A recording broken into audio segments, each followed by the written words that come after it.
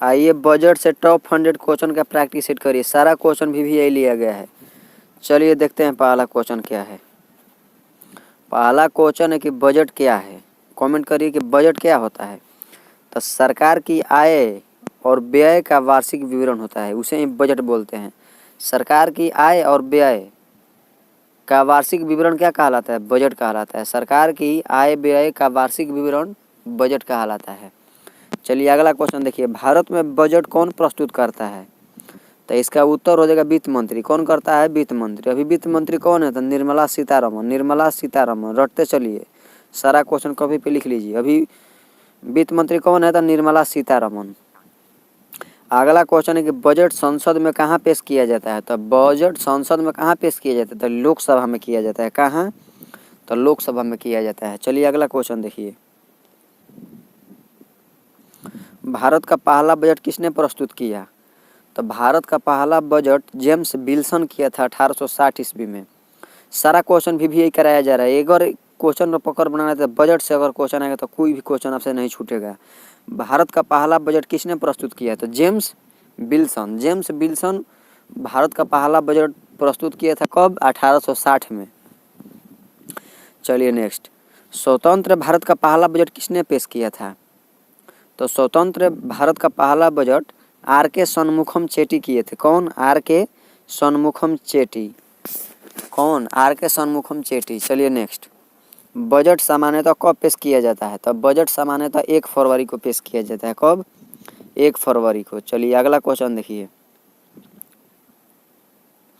पहले बजट कब पेश किया जाता था? तो पहले बजट फरवरी के अंतिम कार्य दिवस को, पहले फरवरी के अंतिम में किया जाता था, लेकिन अब क्या जाता है? शुरुआती में 1 फरवरी को। चलिए अगला क्वेश्चन देखिए। बजट किस अनुच्छेद से संबंधित है? तो बजट आपको पता होगा कि संविधान का अनुच्छेद आर्टिकल 112 में है। बजट किस में है? तो 112 में है। बजट किस में है? तो 112 में। अगला क्वेश्चन देखिए। बजट को और किस नाम से जाना जाता है? तो बजट को संविधान में वार्षिक वित्तीय विवरण बोला गया है। क्या बोला जाता है? वार्षिक वित्तीय विवरण। वार्षिक वित्तीय विवरण मतलब क्या होता है? बजट। चलिए नेक्स्ट। बजट कितने प्रकार का होता है? तो बजट 3 प्रकार के होता है। कौन कौन? तो संतुलित, घाटे का और अधिशेष। संतुलित और घाटे का बजट और अधिशेष 3 प्रकार का होता है। संतुलित, घाटे का और अधिशेष। चलिए नेक्स्ट। राजस्व बजट में क्या शामिल होता है? तो राजस्व बजट में क्या शामिल होता है बताइए। तो राजस्व प्राप्तियां व व्यय। देखिए राजस्व बजट में क्या शामिल होता है? तो राजस्व प्राप्तियां और ही क्या? व्यय। प्राप्तियां जो राजस्व प्राप्त किया वो, और व्यय जो खर्चा किया गया वो। तो राजस्व बजट में क्या शामिल होता है? राजस्व प्राप्तियां और व्यय। पूंजी बजट में क्या शामिल होता है? तो पूंजी बजट में पूंजी प्राप्तियां व व्यय। देखिए राजस्व बजट में राजस्व प्राप्तियां और व्यय, या पूंजी बजट में पूंजी प्राप्तियां और व्यय। चलिए नेक्स्ट। राजस्व घाटा क्या है? तो राजस्व घाटा बताइए कि क्या है? तो राजस्व व्यय माइनस राजस्व प्राप्तियां। राजस्व व्यय माइनस राजस्व प्राप्तियां क्या है? तो राजस्व घाटा होता है। चलिए अगला क्वेश्चन देखिए। राजकोषीय घाटा क्या दर्शाता है? तो राजकोषीय घाटा क्या दर्शाता है? तो कुल व्यय माइनस कुल प्राप्तियां। कुल व्यय माइनस कुल प्राप्तियां। चलिए अगला क्वेश्चन देखिए। प्राथमिक घाटा क्या है? तो ये बताइए कि प्राथमिक घाटा क्या है? तो राजकोषीय घाटा माइनस ब्याज भुगतान। राजकोषीय घाटा माइनस ब्याज भुगतान। चलिए नेक्स्ट। बजट का अनुमोदन कौन करता है? तो बजट का अनुमोदन संसद करता है। कौन करता है? तो संसद करता है। अगला क्वेश्चन है कि वित्त विधेयक क्या है? तो वित्त विधेयक क्या है? तो कर संबंधी प्रस्ताव वाला विधेयक। कर संबंधी प्रस्ताव वाला विधेयक है। चलिए नेक्स्ट। वित्त विधेयक कहाँ पेश किया जाता है? तो बताइए कि वित्त विधेयक कहाँ पेश किया जाता है? तो लोकसभा में। कहाँ? तो लोकसभा में। विनियोग विधेयक का उद्देश्य क्या है? तो विनियोग विधेयक का उद्देश्य क्या है? तो खर्च की अनुमति देना।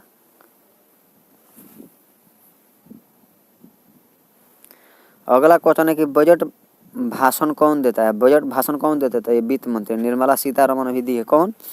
तो वित्त मंत्री देता है। बजट भाषण कितने भागों में होता है? तो बजट भाषण कितने भागों में होता है? तो 2 भाग में होता है। कितने भाग में? तो 2 भाग में। पहला भाग किससे संबंधित होता है? तो पहला भाग सामान्य आर्थिक स्थिति, और दूसरा भाग किसके होता है? तो कर प्रस्ताव। सामान्य आर्थिक स्थिति पहला, दूसरा का होता है कर प्रस्ताव। चलिए अगला क्वेश्चन है कि केंद्रीय बजट किसके लिए होता है? तो केंद्र सरकार के लिए क्या होता है? तो केंद्रीय बजट होता है। केंद्रीय बजट केंद्र सरकार के लिए। अगला क्वेश्चन देखिए,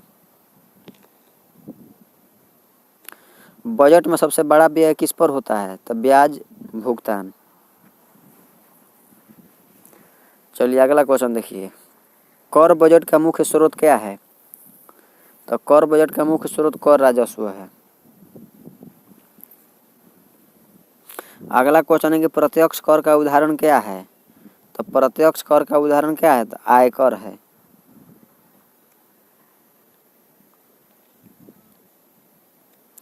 अप्रत्यक्ष कर का उदाहरण क्या है? तो जीएसटी। जीएसटी क्या है? तो अप्रत्यक्ष कर है। जीएसटी कब लागू हुआ?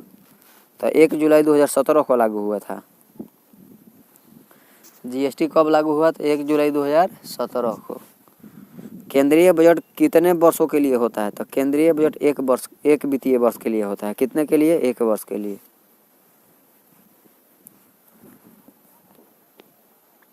वित्तीय वर्ष कब से कब तक होता है? तो वित्तीय वर्ष 1 अप्रैल से 31 मार्च तक होता है। कब से कब तक होता है? तो 1 अप्रैल से 31 मार्च तक होता है। बजट पर चर्चा कहाँ होती है? तो बजट पर चर्चा संसद में होती है। कहाँ होती है? तो संसद में होती है। बजट में कर बढ़ाने या घटाने का अधिकार किसे है? तो ये संसद को है। चलिए नेक्स्ट, बजट दस्तावेज कितने भागों में होते हैं? तो लगभग 14 दस्तावेज। बजट दस्तावेज कितने भागों में होते हैं? तो लगभग 14 दस्तावेज। आर्थिक सर्वेक्षण कौन जारी करता है? तो आर्थिक सर्वेक्षण वित्त मंत्रालय करता है। कौन करता है? तो वित्त मंत्रालय। आर्थिक सर्वेक्षण कब जारी होता है? तो बजट से 1 दिन पहले। आर्थिक सर्वेक्षण कब जारी होता है? तो बजट से 1 दिन पहले आर्थिक सर्वेक्षण जारी होता है। नेक्स्ट, योजना व्यय अब किस नाम से जाना जाता है? तो योजना व्यय पूंजीगत व्यय के नाम से जाना जाता है। किसके नाम से? तो पूंजीगत व्यय। गैर योजना व्यय का उदाहरण क्या है?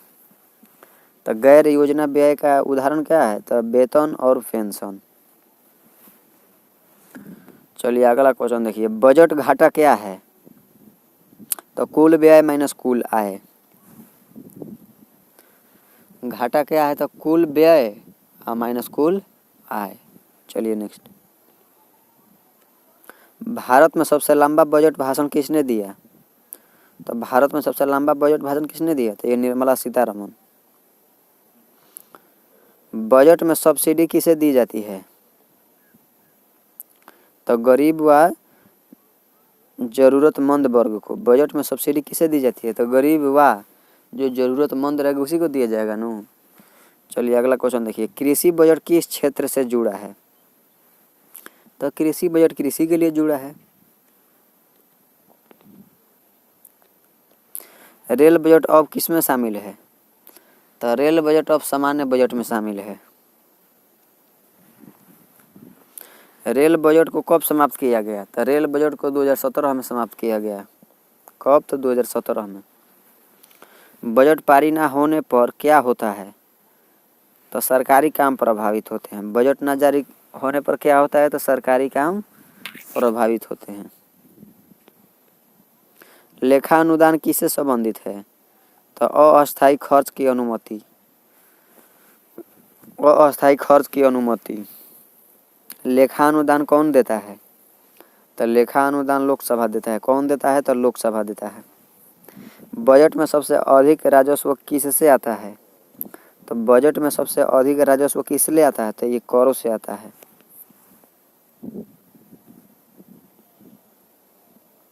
बजट का उद्देश्य क्या है?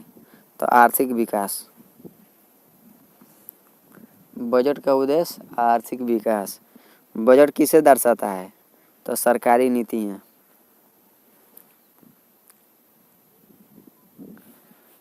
राजस्व प्राप्तियां के दो स्रोत कौन से हैं? तो कर व गैर कर, कर व गैर कर। चलिए नेक्स्ट। गैर कर राजस्व का उदाहरण क्या है? तो गैर कर राजस्व का उदाहरण क्या है? तो ये शुल्क है, जुर्माना। अगला क्वेश्चन है कि पूंजी प्राप्ति का उदाहरण क्या है? तो पूंजी प्राप्ति का उदाहरण बताइए कि क्या है? तो ये हो जाएगा ऋण। बजट किस समिति द्वारा जांचा जाता है? तो बजट लोक लेखा समिति द्वारा जांचा जाता है। किसके द्वारा? तो लोक लेखा समिति द्वारा। बजट किस रंग के कागज में छापाता है? तो नीले रंग में। कौन रंग में बजट छपता है? तो नीले रंग में, नीले। हलवा समारोह किससे जुड़ा है? हलवा समारोह किससे जुड़ा है? तो बजट छपाई से। किससे जुड़ा है? तो बजट छपाई से। हलवा समारोह कहाँ होता है? तो नॉर्थ ब्लॉक में। कहाँ होता है? तो नॉर्थ ब्लॉक। बजट भाषण पहले किस भाषा में होता था? तो बजट भाषण पहले अंग्रेजी भाषा में होता था। अब बजट भाषण किस भाषा में होता है? तो अब हिंदी या अंग्रेजी दोनों में होता है। पहले अंग्रेजी में होता था, लेकिन अब हिंदी और अंग्रेजी दोनों में होता है। बजट को अंतिम रूप कौन देता है? तो ये वित्त मंत्रालय। संसद का बजट सत्र कब होता है? तो ये होता है फरवरी मई में। संसद का बजट सत्र कब होता है? तो ये होता है फरवरी मई में। चलिए नेक्स्ट। बजट घाटा अधिक होने से क्या होता है? तो बजट घाटा अधिक होने से क्या होता है? तो महंगाई बढ़ती है।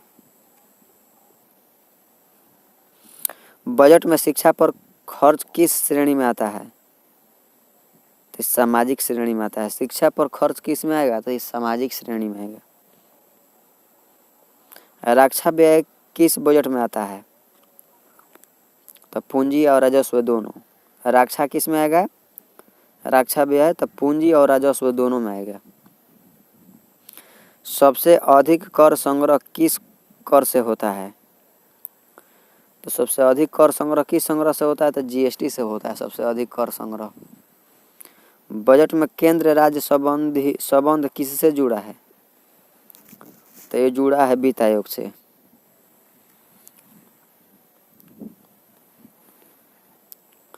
वित्त आयोग का कार्य क्या है? तो करों का बंटवारा। वित्त आयोग का कार्य क्या है? तो करों का बंटवारा। वित्त आयोग का गठन कौन करता है? तो वित्त आयोग का गठन राष्ट्रपति करता है। वित्त आयोग का कार्यकाल कितने वर्षों का होता है? तो ये 5 वर्षों का होता है। बजट में पूंजीगत व्यय का अर्थ क्या है? तो बजट में पूंजीगत व्यय तो मतलब कि दीर्घकालीन खर्च। बजट किस सिद्धांत पर आधारित होता है? तो ये हो जाएगा क्या? तो वार्षिकता। बजट घाटा कम करने का उपाय क्या है? तो खर्च में कटौती। खर्च में कटौती। नेक्स्ट। बजट में विनिवेश का अर्थ क्या है? तो बजट में विनिवेश का अर्थ क्या है? तो सरकारी हिस्सेदारी बेचना। सरकारी हिस्सेदारी बेचना। विनिवेश से क्या प्राप्त होता है? तो विनिवेश से बताइए कि क्या प्राप्त होता है? तो पूंजी प्राप्त होता है। अगला क्वेश्चन है बजट में स्टार्टअप किससे जुड़े हैं? तो बजट में स्टार्टअप आर्थिक विकास से जुड़ा है। किससे? तो आर्थिक विकास। बजट में एमएसएमई का पूरा नाम क्या है? तो सूक्ष्म लघु व मध्यम उद्योग। सूक्ष्म लघु या मध्यम उद्योग। बजट में स्वास्थ्य खर्च किसे दर्शाता है? सामाजिक कल्याण। अगला क्वेश्चन है कि बजट में सबसे बड़ा स्रोत कौन सा है? तो इसका उत्तर हो जाएगा कर। सारा क्वेश्चन कॉपी पे लिखते चलिए, एक एक वीडियो को दो दो बार जरूर देखें ताकि एग्जाम में कोई कन्फ्यूजन ना रहे। बजट किस दस्तावेज में छपता है? तो ये बजट दस्तावेज में छपता है। बजट लागू कब से होता है? तब बजट लागू 1 अप्रैल से हो जाता है। कब से? तो 1 अप्रैल से। बजट में घाटा नियंत्रण क्यों जरूरी है? तो आर्थिक स्थिरता के लिए। बजट में घाटा नियंत्रण क्यों जरूरी है? तो ये आर्थिक स्थिरता के लिए। बजट में सब्सिडी क्यों दी जाती है? तो गरीबों की मदद के लिए। बजट में कर सुधार क्यों किए जाते हैं? तो राजस्व बढ़ाने के लिए। बजट का प्रभाव किस पर पड़ता है? आम जनता पर पड़ता है। बजट में रोजगार योजना क्यों होती है? तो बेरोजगारी कम करने के लिए। बजट में ग्रामीण विकास क्यों शामिल होता है? तो संतुलित विकास के लिए। बजट में शहरी विकास क्यों जरूरी होती है? तो आधारभूत संरचना के लिए। ग्रामीण पूछेगा तो संतुलित विकास के लिए, और शहरी पूछेगा तो आधारभूत संरचना के लिए। बजट में डिजिटल इंडिया क्यों होता है? तो तकनीकी विकास के लिए। डिजिटल इंडिया तकनीकी विकास के लिए होता है। नेक्स्ट, बजट में कर छूट किसे लाभ देती है? तो करदाताओं को देगा कर छूट। बजट में महंगाई भत्ता किससे जुड़ा है? तो बजट में महंगाई भत्ता किससे जुड़ा है? तो कर्मचारियों से।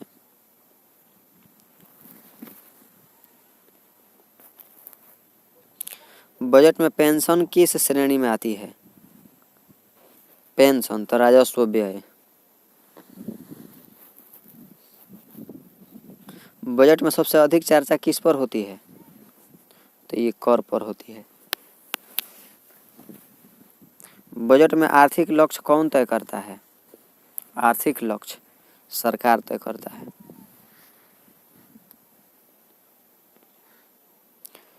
बजट में वृद्धि दर किससे जुड़ी है?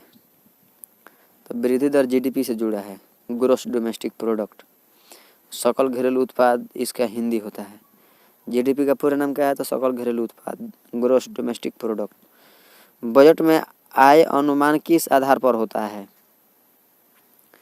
आय अनुमान होगा आर्थिक सर्वेक्षण पर। किस पर होगा? तो आर्थिक सर्वेक्षण पर।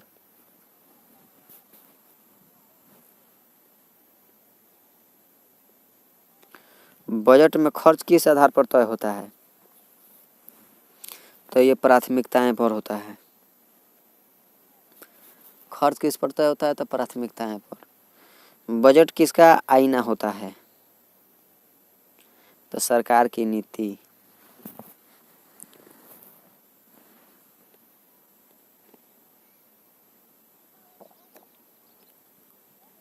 बजट जनता के लिए क्यों महत्वपूर्ण है? जीवन स्तर प्रभावित करता है। बजट किसे मजबूत करता है? तो देश की अर्थव्यवस्था को मजबूत करता है।